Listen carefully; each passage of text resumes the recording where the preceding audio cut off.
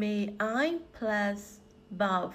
base form ပေါ့နော်ဒီ speaking pattern လေးကိုဒီ channel တူတူလေးလာကြမယ်ဒီ speaking pattern ကိုကဘယ်နေရာမှာသုံးရမလဲတခုခုကိုယဉ်ကျေးစွာမေးမြန်းတဲ့အခါပေါ့နော်လုပ်လို့ရမလားလုပ်ပြရစေအဲ့လိုမျိုးယဉ်ကျေးစွာမေးမြန်းတဲ့အခါကျရင်ဒီ speaking pattern နဲ့သုံးပြီးပြောလို့ရပါတယ် teacher ကဒီနေ့မှာနားလည်သွားအောင်တခါတည်း voice sample ၅ကြောင်းနဲ့ပြောပြပေးပါမယ် base form ဆိုတာဘာလဲဆိုတော့မူရင်းပုံစံ buff ပေါ့နော်တနည်းအားဖြင့်ပြောရင်ဘာမှမပေါင်းထားတဲ့ S E S E D I N G ဘာမှမပေါင်းထားတဲ့မူရင်းပုံစံ buff ပေါ့နော် go တို့ eat တို့ဒီလို buff တွေကိုပြောတာပါနော် Okay example number 1ပေါ့နော်ငါအနေနဲ့စကားပြောလို့ရမလား May I speak to you May I speak to you ငါအနေနဲ့စကားပြောလို့ရမလား S P E A K speak ပေါ့နော်ဒါက phrase form ပေါ့နော်မူရင်းပုံစံ verb ပါ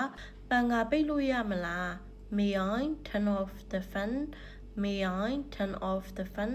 ငါပန်ငါပိတ်လို့ရမလား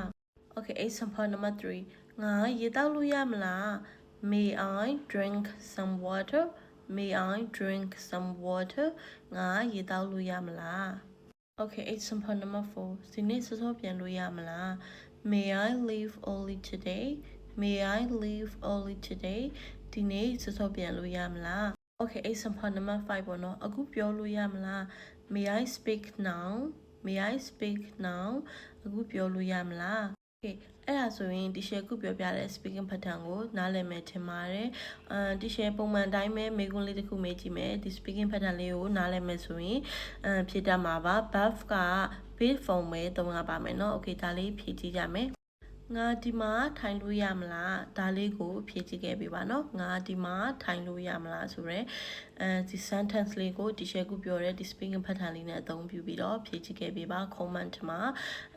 ဖြည့်ကြည့်ခဲ့ပေးเนาะ okay follow မလုပ်ကသေးရင် follow လေးလုပ်ခဲ့ပေးပါအောင်ရှင် thank you